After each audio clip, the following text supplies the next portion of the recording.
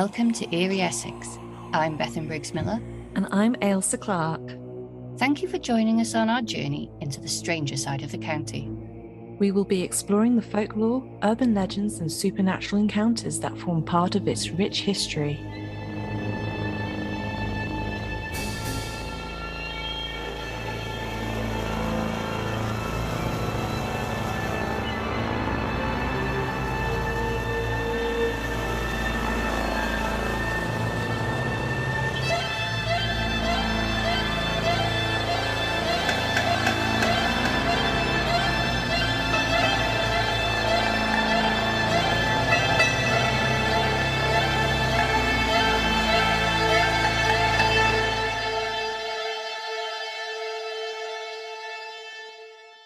Hello and welcome to episode 10 of Eerie Essex. We're in double digits now. Woo!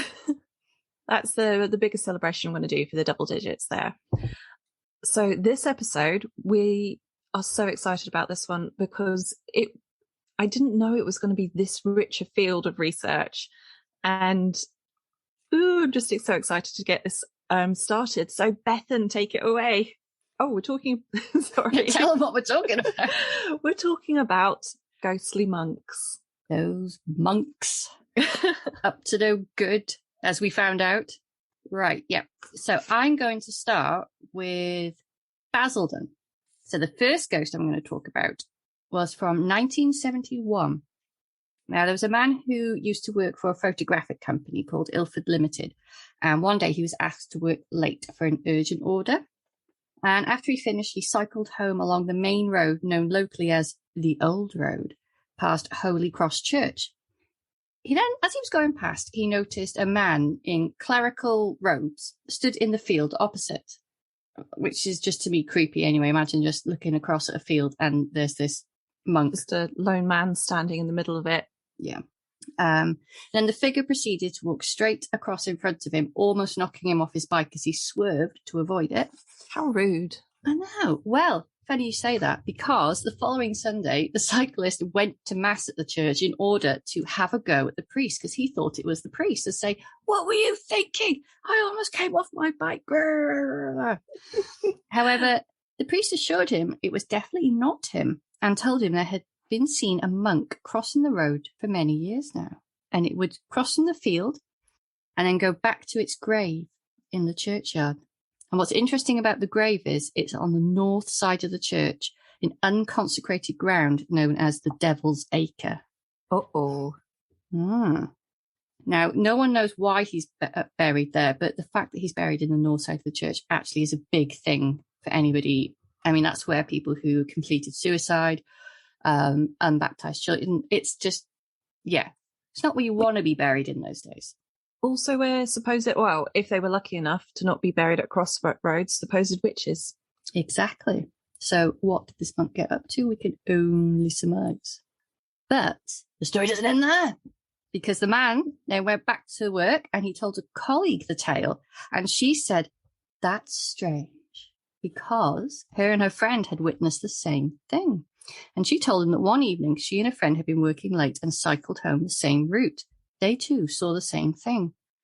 They never went that way again.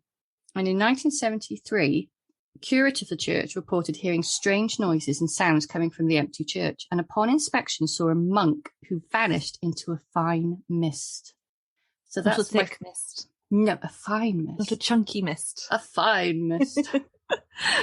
But Basildon likes its monks. I mean, James from the Basildon History Society. Thank you, James, for sending us all this information. It is amazing. I know you've been waiting for us to talk about it, and we knew we wanted to wait for the monk one because, as you know, there's a lot of monks in Basildon. So in 1964, on Church Lane, there was often seen a figure between 4 a.m. and 6 a.m. The Red Monk. Ooh. And Bernard Lloyd, the Reverend at the time, heard footsteps on the porch and received reports that the clink of spades had been heard in the churchyard. Upon inspection, they found nothing, but years later, it was claimed that the apparition had been faked with a projector and fog, and the monk that people saw was fabricated. Oh, that's interesting. Something I found, I got quite into looking up the sort of histories and orders of monks. I thought you said something I've been licking up. So. Yes, I don't really want to be licking them. So the monks have all different colours of robes. We mostly know the brown habit, but the red habit is actually from a Carthusian order. Oh, and the black robes are from a Cistercian order, aren't they? There's different orders. Cistercian's meant to be white, I think. That's it. Yeah, Benedictines are black. Yeah. Oh, we're geeks. Nerds, I think. Nerds. The research on this episode really just took over. It was so good. Yeah, we know a lot about monks. And one last little Basil one. This is from James again. So, St. Michael's on Pitsea Mount, there was rumoured to be haunted by a monk that had hanged himself. And if you ran backwards around the church 3 times, you might catch a glimpse. Now, what is it with churches and running around them? Like a medieval form of PE. But yeah, so that's my mini introduction. I'm saving my epic monk story for later. So excited about that one. You've literally been telling me like little snippets of this since we even formed the idea of doing Eerie Essex. So, but you'll go. Yes. Okay. So you'll remember I believe it was episode 1, we posed the question, why are ghost monks not seen as particularly good things? And I think I may have answered that in this story. That's Jack, not a monk. Sorry, I can see Bethan's husband moving around in the background blur that we both are now using on our cameras. So he just looked like this strange figure walking behind me. Yeah, what robes are pink robes? What order is that?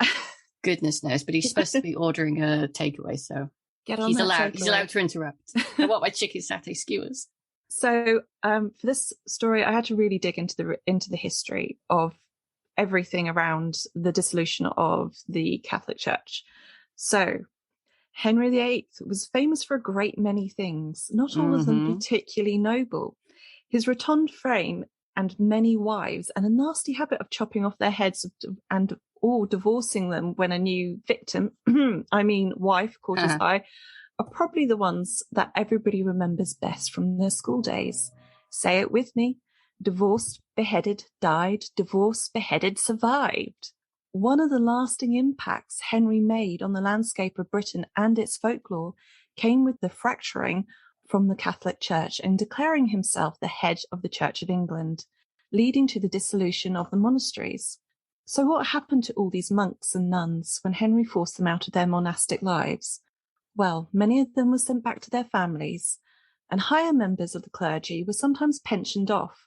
But a few I'd never thought about this. Yeah, it's something that only occurred to me to look at when I was researching. However, a few of them stayed on and fought the turning tide, met with sticky ends. Notably, for Essex, the Abbot of Colchester was hung on his own lands in the Abbey's gallows in Greenstead, Colchester. Nice. If you can imagine what an upturned world that must have seemed to the general population at the time, the church that they had always known was dissolved and replaced by something new, and men who had been held in high holy places in society were rioting and being executed. Is it any wonder then that we have tales of ghostly monks soon following on from these horrific circumstances? The dissolution. Sorry, my nice was a sarcastic nice. You got that, didn't you? Yeah. The dissolution also saw the destruction of church property and the breaking up of church-owned lands. There are many of these ruins still standing, and they definitely hold a sort of dark glamour you'd expect fitting for a chilling tale. The Abbey of Coggeshall was one of these places after the dissolution. The abbey was founded by King Stephen and Queen Matilda in 1137, or sometime between 1137 and 1142. It was first an order of Sauvignac monks, but later became, and I keep on wanting to say this wrong because it really just tricks my brain, Cistercian when the Sauvignac order was absorbed, and I keep on wanting to call it Cistercian. When I went to university, I was taught by the leading expert in Cistercian monks, Janet. Oh hell, I can't remember her second. Janet? Who Janet! Janet. I just knew her as Janet. Anyway, she was Damn it, Janet. Damn it, Janet. She was bloody awesome, she was. Anyway, sorry, carry on. Before the dissolution, one ghostly tale had already been recorded at the abbey. The story was recounted by Ralph, the 6th Abbot of Coggeshall, in his Chronicle of England, but it predates his Burton. time. Sorry. Janet Burton. Carry on. Put down that beer, Bethan. I know. It's been a long weekend. But this story predates his time and comes from the records of his predecessor, Peter IV, Abbot of Coggeshall, who was around 1166 to 94.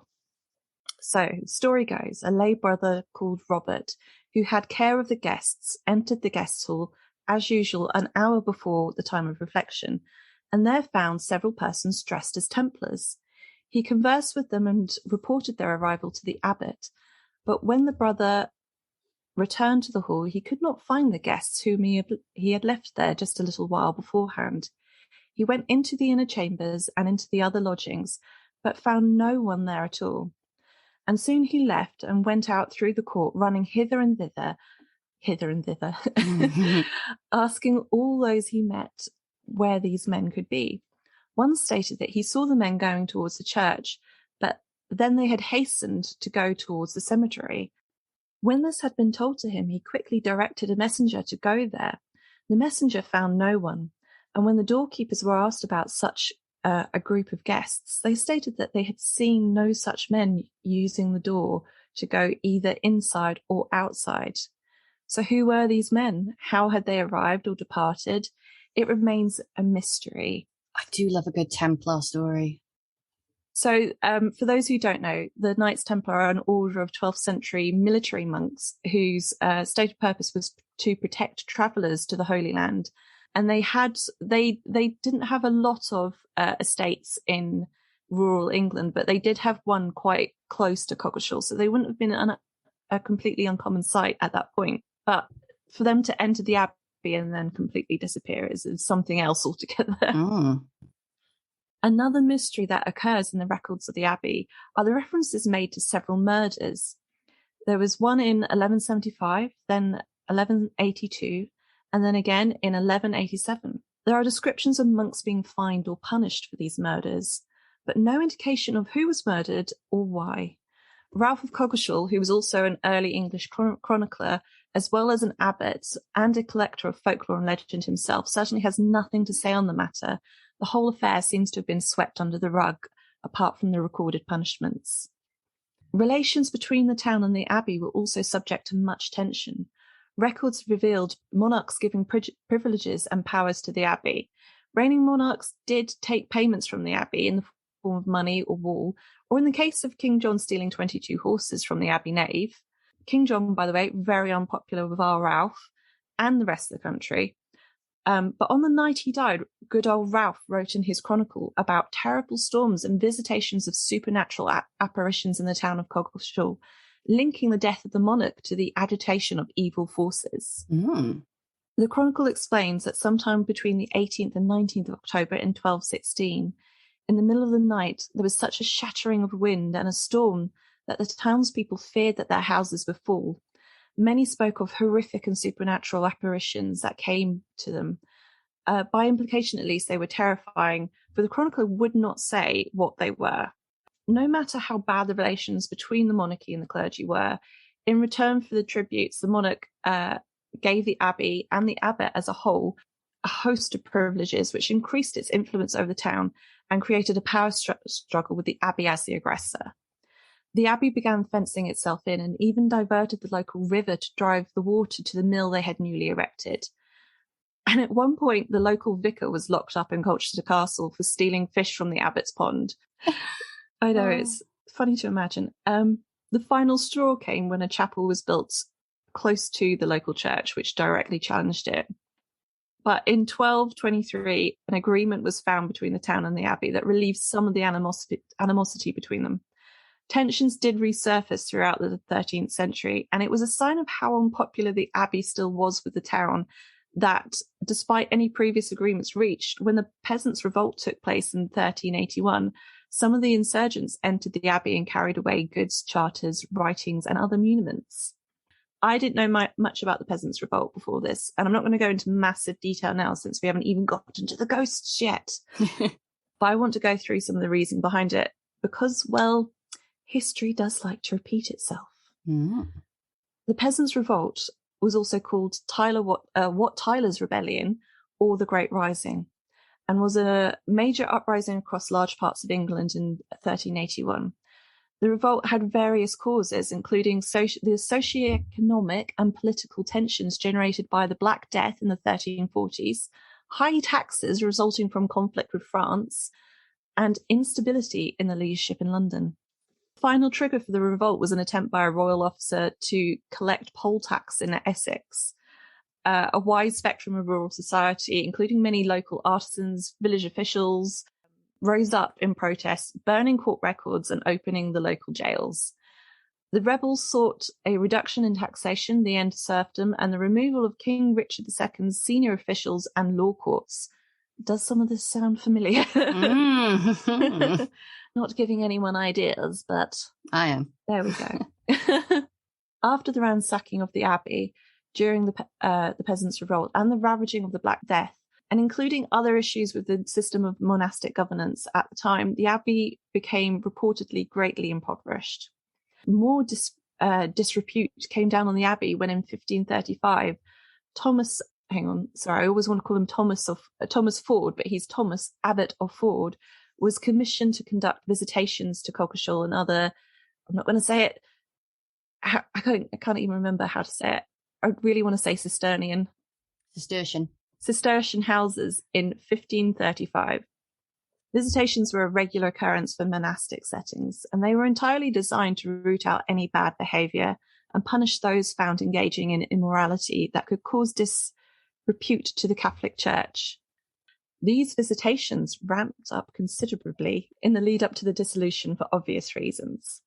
The sort of thing these visitations would report ranged from monks not being dressed correctly or with an inadequate tonsures.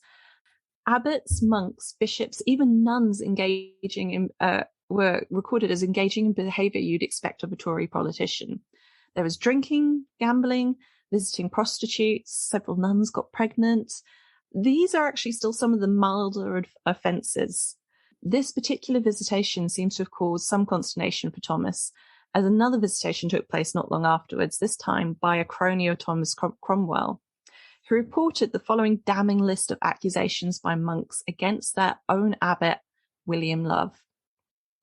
So this is a list that I've taken from a historical record, and I'll read it out now, but I'm going to have a little explanation of what some of these mean afterwards. So, knowing that he should be visited, he counselled the brethren not to be known of a certain plate that was in the house, lest the king might not have it. Expecting that the king would have the lands of the house, he let many of them under their value. He neglected to say a collect at high mass for the king and queen, though the king is. Hang on, this is recorded as a confession from someone. It's in the first person some of the time. Though the king is our founder, and didn't say a prayer for Henry and Anne Boleyn. He read a certain book of prophecy amongst us, his brethren, containing words such as Novus Papa Erit e Dio Electus. I had to get my brother to tell me how to pronounce that. The translation being that the new pope will be elected by God. He practiced immorality. He used divination for unlawful means to know of things to come by means of a key and a book and a man's name. Other offences include that he obtained the office by simony, saying that it cost him 300 marks. And then he also pretends that the house also owes him 300 marks. And the monk says, though the hospitality was never so ill kept. And the last, that's like a medieval TripAdvisor review. Down, yeah. And the last one of this particular monk is that he is an ill husband of our commonwealth, which is basically saying that he sold off all their products cheap and that he sort of did them dirty there. If you're finding that list is a bit difficult to decipher, here's a brilliant breakdown of what that means from Francis Young in his article, The Dissolution of the Monasteries and the Democracy. I gave myself so many big words in this one. You have. You've not been kind to yourself. democratization of magic in post-Reformation England. Well done. I got there. Identifying the involvement of monks and friars in superstitious activities seems to have been part of the agenda for the commissioners debuted by the Lord Privy Seal, Thomas Cromwell, to dissolve the religious houses between 1536 and 1540. In 1536, an informant named Richard Braintree, which I'm guessing is like a corruption of Braintree, accused William Love, the Cistercian abbot of Coggeshall in Essex, of reading anti-royal prophecies. Braintree also claimed to know from testimony given by John Samford, a previous abbot, that Nicholas Crane, then a servant, and Love had given a drink to a young woman to cause a miscarriage that she nearly died of, and the abbot had made preparations to bury her in the wood if she did. The administration of this potion is to cause an abortion was an instance of veni victim, occult poisoning, a practice closely linked with harmful magic. Braintree also alleged that Abbot Love did unlawfully use one Robert Godswill, then young and now a monk there, and claimed that the abbot used magic to find lost objects. So when he said he used Robert Goswell, what he means is that he engaged in a sexual relationship with this young man. Oh, I'm glad you explained that. I would never have got that. Yeah. And this isn't uncommon, as accusations of sodomy were often linked with magic. And in the case of Lord Hungerford, he was executed for treason of buggery. Oh. Yeah. So to give some context for the divination accusation as well, we have another example of the practice in 1440 with the Augustine abbot of Leicester, William Sainton. Sorry.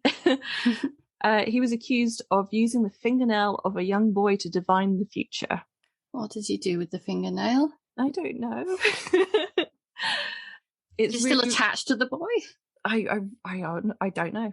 I don't know whether they took it by force or whether it was given freely or who that young boy was or what happened to him.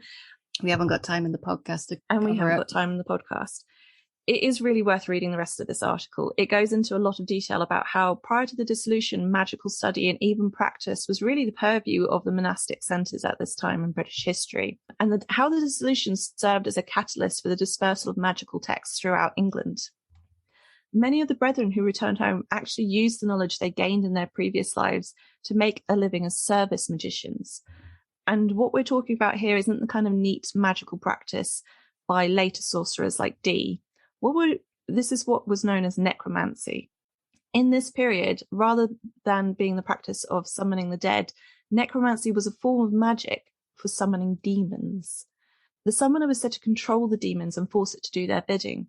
And this was used numerous times whilst the monasteries and the priories were still active. But after the dissolution, these ex-monks would summon a sprite or a demon for any price to carry out the will of the person paying the service. So they retrained? Well, they were already trained. They just took payment for it. Fair play.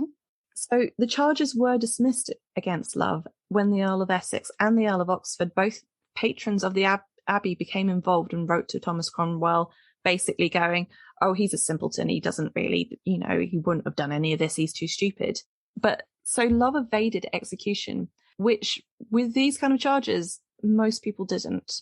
He was, however, relieved of his post. The Abbey didn't last much longer after that. It had one more abbot lasting less than half a decade before the Abbey was dissolved. The monks were sent back to their families, and many of the Abbey's buildings were destroyed to prevent the monks from reforming the order. In 1538, when the Abbot Moore handed over his house to the crown, it was reputedly in financial ruin. So, a number of the original buildings from the Abbey still exist in Coggeshall. The Abbot's lodging survives, as does the guest house and St Nicholas's Church, which was a chapel for guests coming into the Abbey. It was placed within their sort of gatehouse. Also Grange Barn. And the people who currently own most of the Abbey sort of central lands are Roger and Jill Hadley. They've lived there for about 18 years and have been restoring some of the buildings. And they have seemed to have encountered some of these ghostly monks. Ooh, tell me more. Roger said that his wife had seen a monk in a brown habit just outside the gate.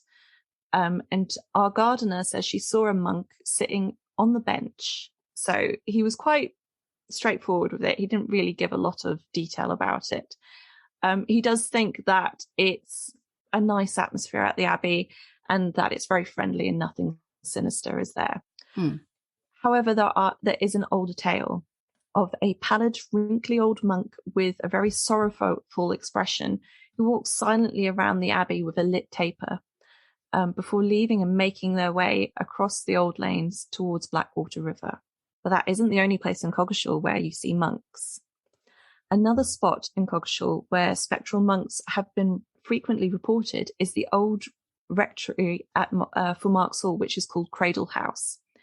It's been described by its previous residents as a rather mysterious place, and there was a discovery of a priest hole in the chimney. Rita Humphreys, an ex-resident of the house, said, "I used to live there in 1970, and it was lovely in the summer, but she also found it very creepy."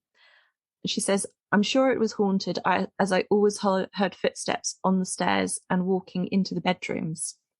The house is said to have been a haven for monks who held meetings in secret rooms within the building.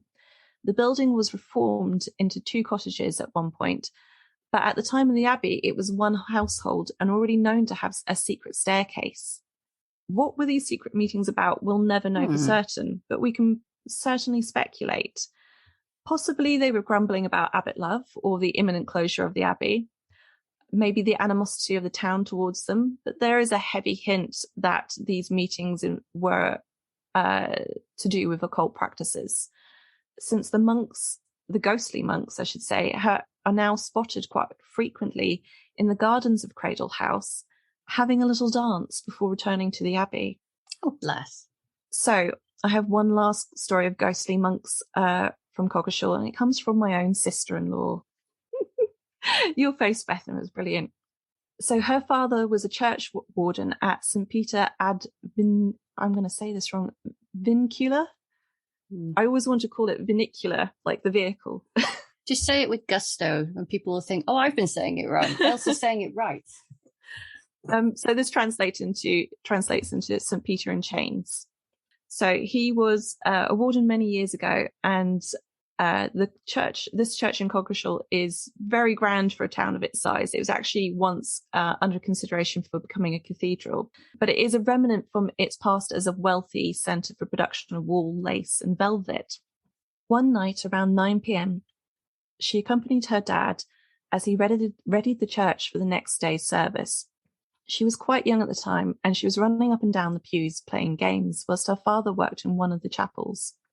Suddenly she saw somebody moving into the vestry and decided to follow them.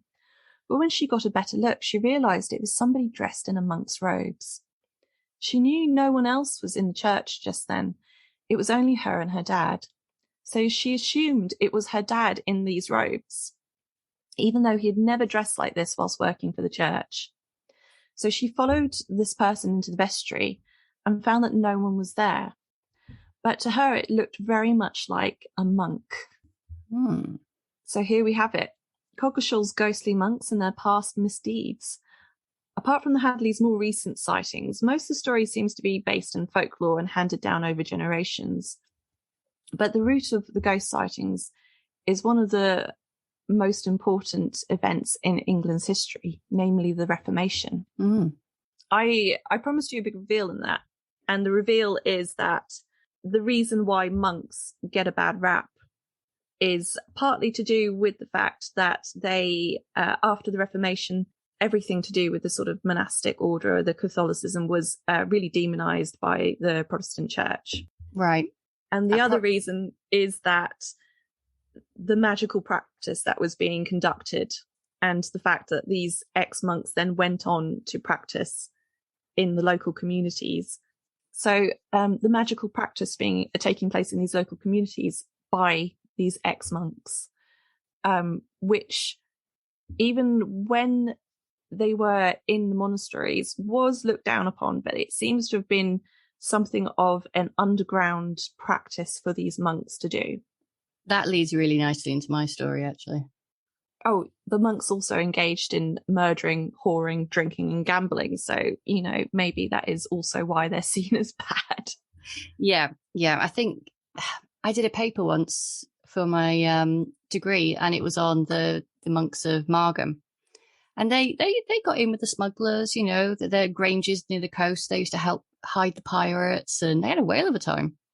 I mean, monks behaving badly is... Monks behaving... Oh, there you go. Basically the theme of the episode, isn't it? Could it be the title? We haven't decided yet. We're going to go with Hey, Hey, It's the Monkeys. Yeah, I do like that. But I think we should call it Hey, Hey, It's the Monkeys. We'll probably come back to monks. They're the bad bunch, and they're everywhere. They're just some of the because it's medieval history. Some of the research I was finding is brilliant. Specifically, this Dr. Francis Young has written so much on it. It was really useful, especially. I mean, I had no idea that was the practice of magic was sort of controlled by the Catholic Church at that time. Yeah, pretty much. Well, so this is the one I've been waiting for, Ethan. Well, I found this story because I'm collecting Wesley H. Downs' Essex collection of haunted stories. I've got this one here. It's The Terrible Treasure Holt Story. Now, you may recognize the name because it was on a very early episode of Most Haunted, but they didn't dig into it much. They just skimmed the surface, and their research isn't ever particularly thorough. Well, there's a lot of the cameras up Yvette Fielding's nose and running off into the bushes. So, I mean, the research might be thorough, but they're not using it as they should do in the episode. I don't think they could beyond if it was shown before the watershed, because, and I know I've done this before, but this time in particular, I'm giving a warning. It is grim. It is horrific. When I get to the really horrific bit, I'll warn you, and you may want to skip ahead 5 minutes because it's, ugh. It is bad. We'll have a little klaxon at that point, shall we? Yeah. Okay, so Wesley came by this information after a mysterious phone call from a woman who said that she understood Wesley was interested in the occult, and she had been requested to give him a parcel. This parcel had been left to her by an aunt, as he, quotation marks, would know what to do with the contents. So inside, he found faded sheets of paper covered with pencil writings, drawings, scraps of history, research someone else had done, and the story of Treasure Holt unfolded. And this is the story. So Treasure Holt is a small farm between Great Holland and Clacton-on-Sea. So it's not far from here, Elsa. So I think we could potentially go, because it is actually now a really nice garden centre. They do afternoon tea. So we'll get plants from there, and then they'll grow all strange and weird and probably turn into triffids and kill us. Yes, let's go. So formerly known as Pearl's Farm, when I looked in all the old OS maps, it used to be quite a lot bigger, but it's there was a big fire at one point, and it's now just a portion of the main house and stables. But people have always feared this place, and those who grew up around the area always know that they were told as children, never go near Treasure Holt, never go down that lane. The devil is down there. And in the 1920s, the Society for Psychical Research actually investigated, but I couldn't find anything on that. I even asked CJ, who helped us with the Rhodes episode, because he is a member of that and has access to the records. And between us, we both looked, we couldn't find anything, which leads us to believe that perhaps they used a pseudonym or a fake name for the place so that it couldn't be attached to it. It started out life as an old inn, and it was a favourite haunt of smugglers due to the isolated location. And it was run by a husband and wife who were reputed to be truly evil. And the inn was so notorious that it attracted thieves and villains from all over the country. And it was also known as a centre of witchcraft and black magic. Well, this relates back into my story, doesn't it? I was just, I'm glad you told yours first because I think it sets the scene nicely for this. And people would travel miles to attend the rituals that were held on the grounds of this inn, and they brewed exceptionally potent drinks. Have you heard of Geneva gin? Maybe. If I've heard of it and I've drunk it, I probably don't remember it if it's so potent. Well, I'm really sorry, listeners, if you hear the sound of pages turning. My laptop is on its last legs and I cannot read the screen without getting a migraine now. So I've had to write all mine down. So think of it as ambience. Pages turning. Oh. It's a little bit of ASMR for you. ASMR for you. So Geneva is a distilled malted spirit, but it's like an unaged whiskey, and that's been infused with herbs and spices. So it's quite potent. Sounds tasty. Does sound tasty, doesn't it? You can buy it. They still make it. I found some on Amazon. Shall I get some? Maybe. I'm just trying to think. I'm not a gin fan, but I'll do it to research for our listeners. I don't react very well to gin. No, this could be interesting. This could be horrific. There's something about this story I particularly like. Can you guess what it is? There's a tunnel. There's a tunnel. Bethan, I forgot to tell you, there was a tunnel under the Coggeshall Abbey going along the A12, apparently. Why didn't you tell me that? Do you know, I had it in my notes at the end. Like, in my notes, it literally says, oh, and by the way, Bethan, it reportedly has a tunnel. Thank God for that. Absolutely forgot to read that part. The most important part. Well, this tunnel led under the floorboards of the stables to the back of the inn, and then went from there to the woods and the nearby cemetery. So it was quite a substantial little tunnel. And rumours were rife of the dark, dastardly dealings that went down there. But it also attracted wealthy merchants because it was a good place to stop en route to the coast. Skip past Charlie's drawing because he took the book off me and did that. Oh, that is creepy. It is, isn't it? Look. What on earth? That is... So I put it on Instagram. They're going to have to put that on Instagram. He was obviously influenced by demonic powers when he did that. These merchants, they carried large sums of money and wouldn't have told anyone where they were going or where they were journeying. So they'd arrive at this inn and nobody would have known they'd have been there. So they were very unsafe. They would be greeted by the landlord and his wife, and they would be given this strong drink and a hearty meal on the house. They would be really made to feel welcome. And then once they had got quite puzzled, they would be led upstairs to a very nice bedroom, and they'd be in a very comfy bed and left with another drink, more Geneva, and they would pass out in this stupor. I think I know where this is going. Yeah, you do. You remember the Most Haunted episode, do you? No, I never saw it, but I know about H.H. Holmes. Well, this actually happened in an inn in Wales as well, in Candleton. So if ever I do a Welsh podcast, which I'm thinking of doing, I'll tell you all about it. So after being plied with these drinks and hadn't fallen asleep, the last drink would have been laced with something to make sure they stayed asleep till morning. When they'd been asleep a while, the landlord and his wife would search through their clothes and bags for money. And they'd only take just enough that the guests would think they'd overspent in their drunken state and perhaps bought the services of the landlady. What kind of services? You know what services. Yeah, but for our listeners. Rumpy pumpy. And that was actually the best thing that could have happened to them, because if they woke up in the night and saw them going through their things, the landlord would hit them over the head with a club, sometimes, most of the time, killing them. The floor of the bedroom had under the mat a trap door, and downstairs another trap door directly beneath that opened to a deep well. That is exactly like H.H. Holmes. That's what he did. Mm-hmm. I'm sure it's also a Jonathan Creek episode. And the wife would push the body through the trap door. And today the trap door is still there, and a concrete slab over the well. And one time the well was exposed and drained and cleaned out, and the remains of a dozen human bones, saws, pistols, all sorts came out, and it stank apparently.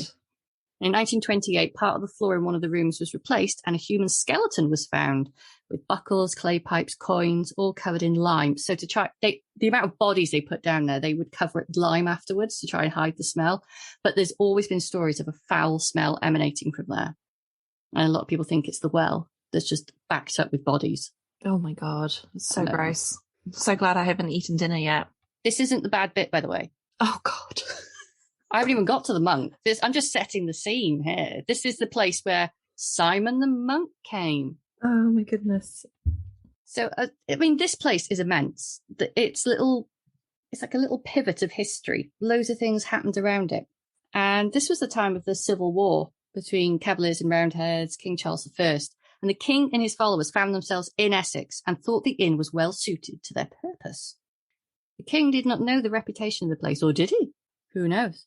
And after a few days, word got around the king was there, and a monk visited from the monastery 6 miles away. I think I've looked at maps, and I think it actually might be St. Osyth, because St. Osyth, it's really hard to say that about a lisp.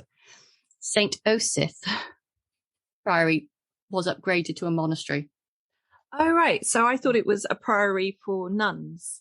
But then it became around this time. Because, men. Upgraded. It's an upgrade. I know. That really made me like, oh, God. Yeah, so they were there. And I think that's where maybe Simon comes from. So, there's a nice little link there to St. Osyth. And he was sent by the prior to contact the king and pass on vital information. Apparently, the rebels were nearby and they were trying to save the king. So the king received Simon, invited him to share a meal with him and his advisors. Simon's information was that Cromwell's commanders had heard the king was at the inn and they were planning a surprise visit. After the king had left, Simon decided to stay and talk to the innkeeper and his wife and persuade them to mend their ways. So he was on a roll, wasn't he? Or was he? Yeah, my for those listening, because the only person who can see me is Bethan, I had a look of absolute. I'm trying to think what the word is. Suspicion there. Yeah, your spidey senses are going. He shared some wine with them, but not being used to such drink, he soon succumbed and went to bed. He was very hungover the next day, and the landlady told him he was not fit to travel and should stay a few days. He readily agreed, seeing it as an opportunity to further encourage them to mend their way. So he was still trying. When he eventually came downstairs, the couple greeted him, and he refused food or drink except to ask for some water. At this point, the wife said, "I have a remedy, an old herbal remedy." Oh, but she did not tell him it contained a generous measure of strong Geneva. He was told to hold his breath and drink it in one go. And after a few more, he felt quite confident. He started to urge them to think about their future before it was too late, and they argued their reputation was greatly exaggerated. And to prove it, they invited him to attend one of their meetings, and he accepted the challenge. This just seems like a terrible idea. Terrible idea. So the next meeting of the devil worshippers was following week. How handy. And Simon spent that time being plied with drinks and indoctrinated into their ways. And when the time came for the Satanists to gather, Simon was at their mercy. Instead of Simon converting them, he was turned instead. Oh, gosh. Yep.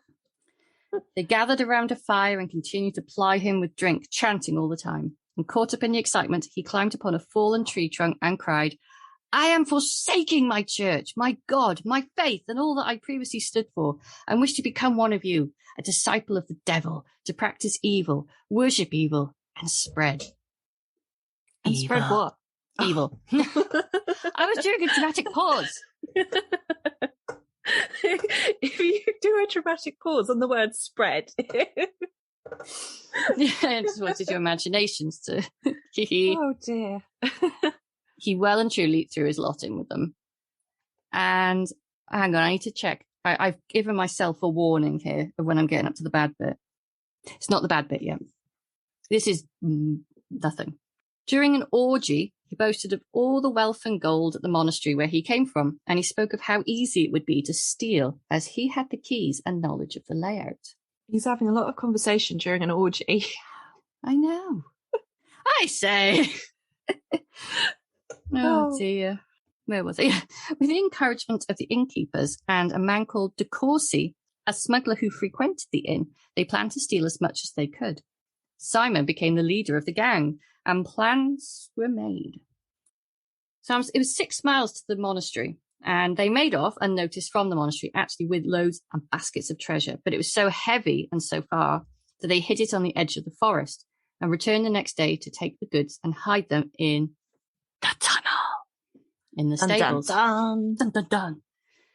They went several more times to rob the church and the church nearby, as well as the abbey, and hid that in the tunnels. It's weird that still no alarm had been raised at this point. I mean, the church is rich. Yeah, maybe they just didn't notice.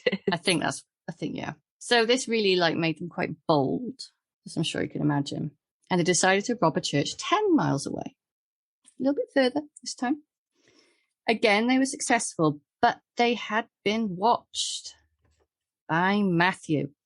Matthew worked at the inn doing odd jobs, and he slept in the hayloft of the stables and saw where they hid the stolen goods.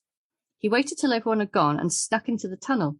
He took small amounts in a few trips, including a box of guineas, which was amongst the treasure, and he saw this as his reward for saving the monastery's gold. So he was planning to give everything back, but he was going to keep the box of guineas to himself. Yeah, right. We believe you, Matthew. Yeah. They hid it in a trapdoor beside the fireplace and hid it behind some brandy kegs. So underneath the fireplace, there was a place where they would keep probably smuggled brandy. However, later that day, a mob descended on the inn to avenge the robberies and recover the gold. Matthew was the only one there at the time, and after ransacking the place and finding nothing, they chased him throwing stones. One hit his head, knocking him to the floor, and they proceeded to kick and beat him to death. So during this time of thieving and hoarding gold, Simon was mostly in a state of drunkenness, with his morals sinking lower every day, and he became the worst of the bunch. Now, here you go. Can you see I've written grim? This is the warning. So this next bit is actually pretty nasty. So if you don't want to if you don't want to hear anything particularly gory involving children and babies, I'd skip ahead about 5 minutes. Yeah. Little klaxon here. I was going to say we should put it in as a sound effect, but I don't have to do it. If you want to make your own sound effects, Beth, and you go ahead. I'll find an awesome one. Maybe a dun dun dun. So Simon was constantly looking for new ways to serve the devil, even sacrificing young babies and children at dawn on a sacrificial altar. Quote, piercing them with a knife and tearing them asunder. Ew. Whilst he did this, the others danced around, chanting in a frenzy. And unfortunately, a man witnessed this who happened to be travelling by. Attracted to the fire and the sounds of screams, he tried to rescue as many of the children as he could. But he was seized, and after trying to persuade him to join them and refusing, they held him face down in the mangled flesh and carcasses, which was now knee deep, and he suffocated. Then one of the women dancers was seized and stripped and marched around the fire. She was then raped by a number of men and killed on the altar. I think this is made up, this part. And I'll tell you for why. Because they just killed their witness. And if they were doing all this smuggling, they were bringing gold, they were stealing and bringing back vast hordes of this stuff. I think this may have been a story told to scare people away. Oh, a little bit like how the Roman centurion might have been a smuggler story. Yes. So if you've just joined us, it's safe now. Just on to the regular stuff. They have the little sort of dum dum dum klaxon, like the opposite. Air raid siren, that's the all clear. Okay, now this, I love this bit. Again, do you know, remember I said that Treasure Holt seems to be like a pivot for history. Okay.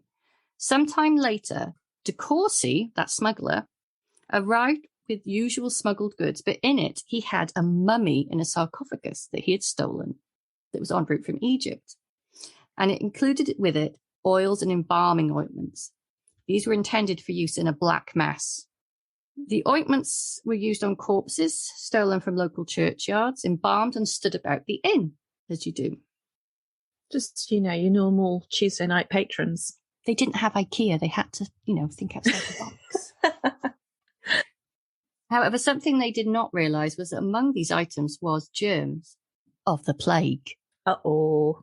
At this time, the plague was prevalent on the continent, but had not been seen in Britain for many years. Now, it had been around in the 1300s, but we're talking about 1663 here. So this is before it was in London. And it was always said that it came in via one of the ports, probably by smugglers. So this is one of the theories. As ointment was used, germs were released and the disease spread like wildfire, originating at the inn. Simon became infected. Good. And he died in agony, writhing a few hundred yards from the inn. No less than he deserves. I know. Those with him fled, leaving him there. Apparently, I don't know how people know this. I have got one thing I forgot to tell you.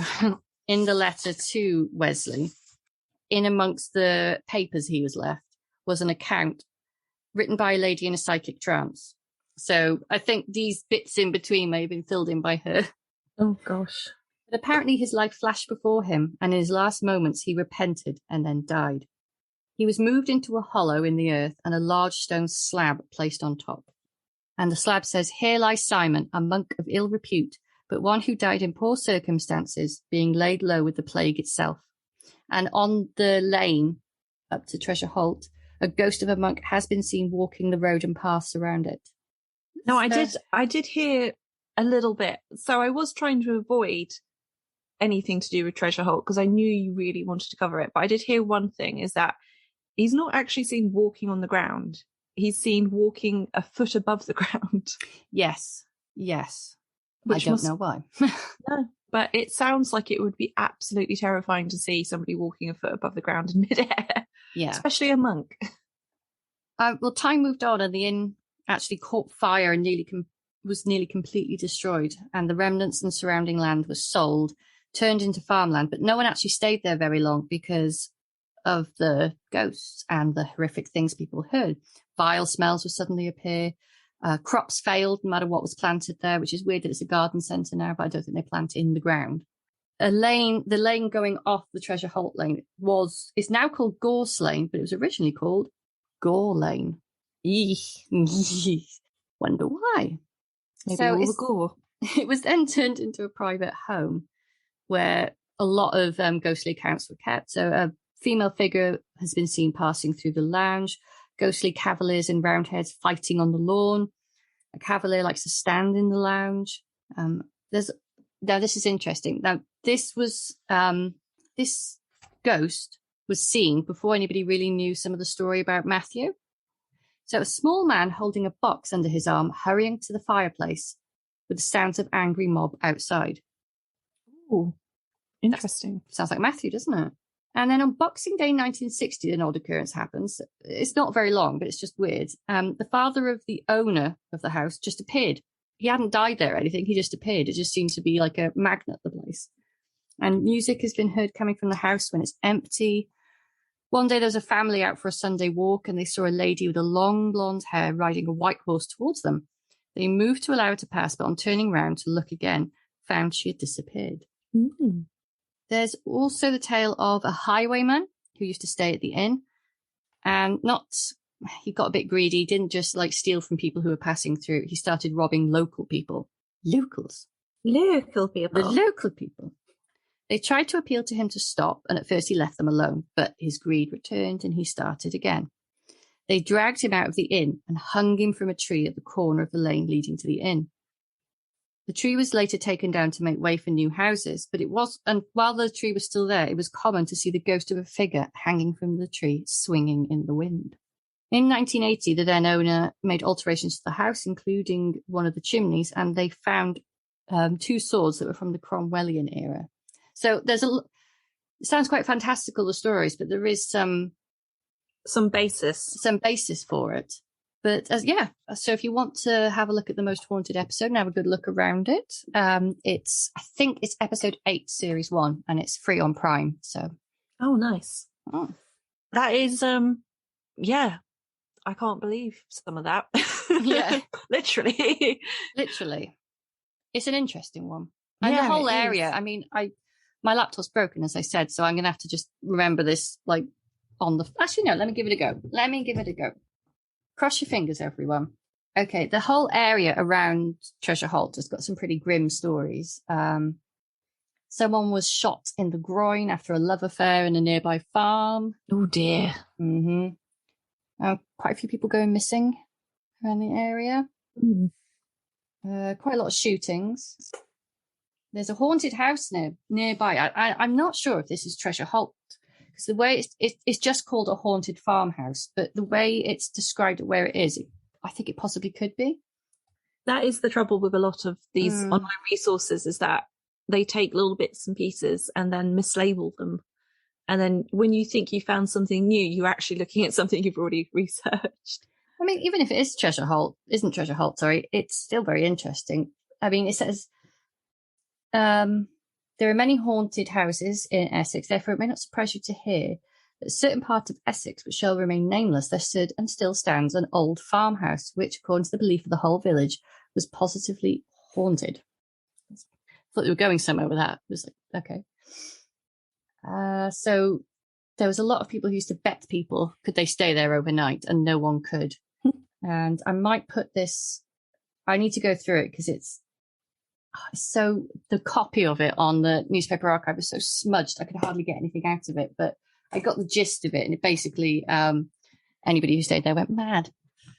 And there was talk of Satanists and weird people doing rituals on the property. Holt? I don't know. So, talking of rituals, I actually visited Coggeshall last weekend. Oh, you did? Because I got so into the story that I really wanted to see what this place was like. And there is a public footpath that goes through the farm that is now the farm that belongs to the Hadleys, which is part of the old abbey. And there, it was quite unusual. You can obviously see which buildings are the buildings that belonged to the abbey because they look like church buildings, and they are beautiful. But there is an essence of strangeness there, and it got very strange. And I did post this on Instagram, but I didn't say where it was. So if you look on our Instagram, there is a picture of a burnt tree. And there is indeed. If you look in front of that tree, there was a beheaded blackbird. And I didn't say where this was, but this was directly outside of St. Nicholas's Chapel, the chapel which is part of the gatehouse. And when I talked to my sister-in-law, she said that, I mean, she also commented that I'd already thought this, but it sounded a lot like CJ's story. I was going to say, with the entrails of the animal, and my God, maybe they found you, the same people. Well, what I didn't realise until after we came home is that I visited on the 20th of March, which is the Ostara Day. And many of the houses in Coggeshall were adorned with flowers. I even saw a man in a flowered bonnet when I was there, which seemed like it. Obviously, Ostara is a pagan holiday for the birth of spring. And knowing that it was Ostara Day and I had seen that, it seemed like it's one of these things where you start linking coincidences together and then it seems like something bigger. But I did spend a lot of that evening going, oh my God, what on earth did I stumble into? It does sound like the start of a folk horror. Yes, it does. Talking about Coggeshall folklore, so there is actually a lot of folklore for Coggeshall, and some of it's quite funny. So there used to be a thing called the Coggeshall job, which was basically a stupid job done badly, basically. There were traditions that the people of Coggeshall were numbskulls. Did you hear? No. So my sister-in-law is obviously from Coggeshall. In fact, my ancestors are from Coggeshall, which is why we think we have the last name Clark, as in cleric, as in monk. Oh. Yeah, interesting, right? So obviously the people of Coggeshall aren't numbskulls because you're not my sister, well, I'm not a numbskull, I know that, but my sister-in-law is one of the most intelligent people I know. Yeah.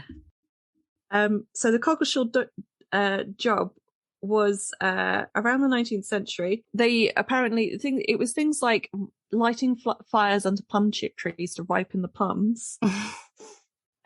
Something about a fisherman trying to fish the moon out of the lake, thinking it'd fallen in, because obviously it was a reflection.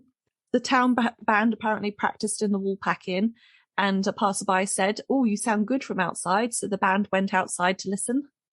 Oh no. Yeah. It was all these kinds of, like, I think they're more traditional jests than... I was going to say, it's like a banter between villages. Yeah. And in fact, there is a rhyme. So the rhyme goes, Braintree for the pure, Bocking for the poor, Coggeshall for the jeering town, and Kelvedon for the whore. Oh. Yeah. So that there obviously was quite a lot of rivalry between the various villages at the times. Coggeshall is also, and I don't believe in this, but apparently sitting on a two crossed ley lines, which is why they think it is so haunted. Because the monks in the abbey aren't the only haunting there. You have Robin the Woodcarver, and the Coggeshall gang apparently haunt, I think, the Woolpack as well. And then you have the White Hart, which is apparently severely haunted. And I did have lunch there on the day I went to Coggeshall, and it was very nice. And but I didn't see any ghosts, unfortunately. Oh. So I just wanted to add that in about Coggeshall because it's a very old town. And I just loved researching it. It was so packed full of absolutely just the weirdest stuff. I want to go. Well, you should have come with me when I went. I was busy.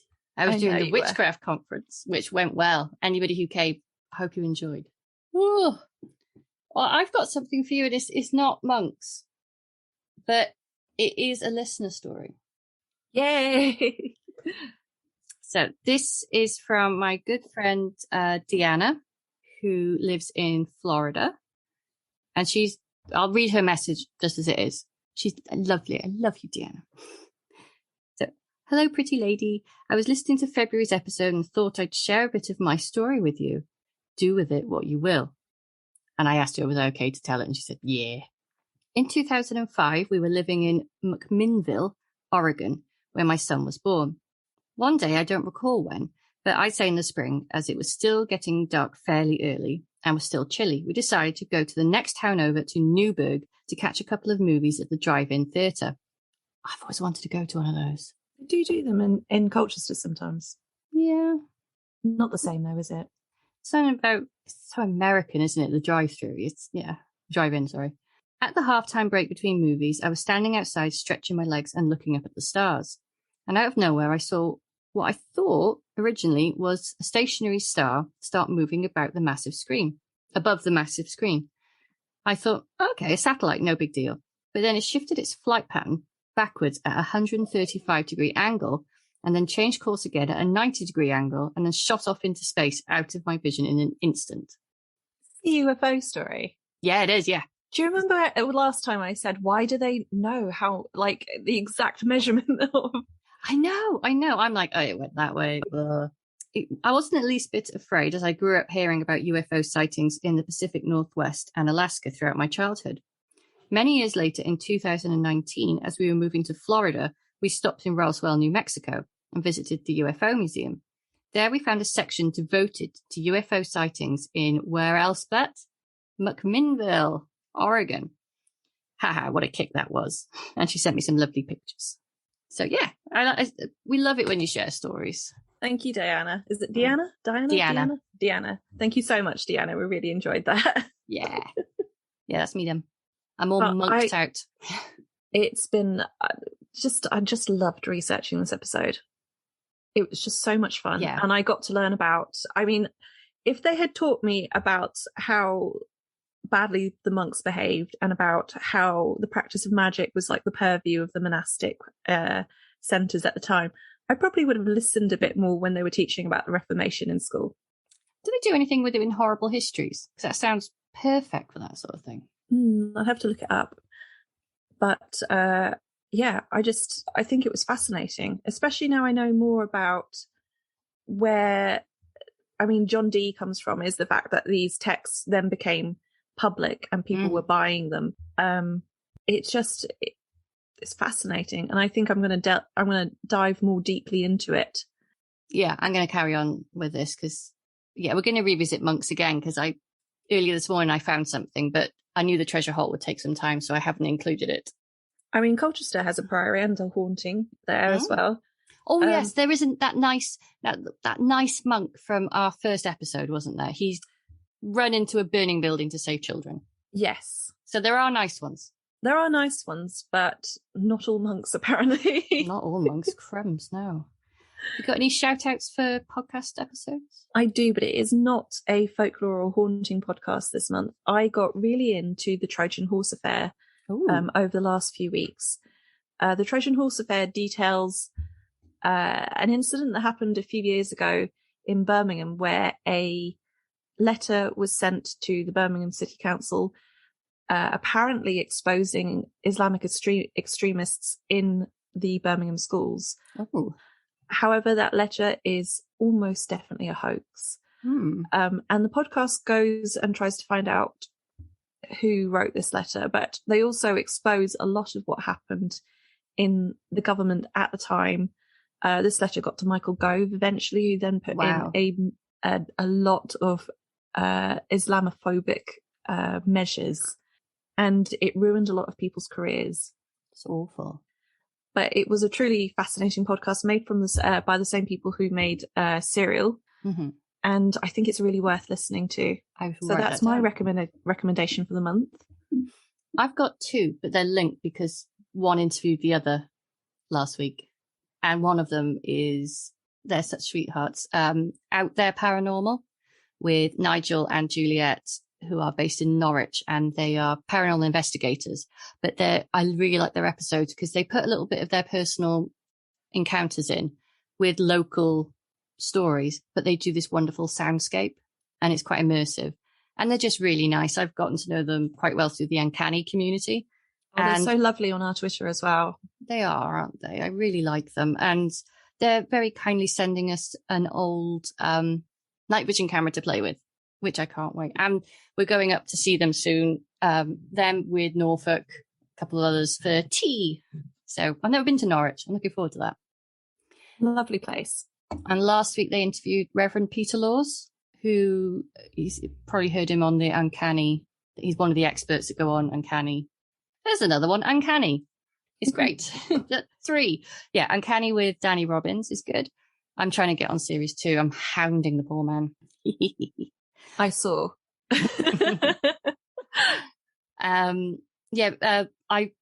Peter does a few, and I really like the Frightful one and Creepy Cove. Creepy Cove is like a sort of horror stories told as if it was a sermon it reminds me a bit of Midnight Mass.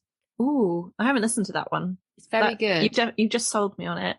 Yeah. Well, Frightful's good as well. I recently listened to the episode he did on the Satanic Panic, but he has an advert halfway through. He does the adverts himself, and it's for adult toys, and it just it's just out of note. But he manages to link it to the story. Brilliant. There's another type of moaning coming from the walls that isn't, and no, you have to check it out. Again, another really nice guy.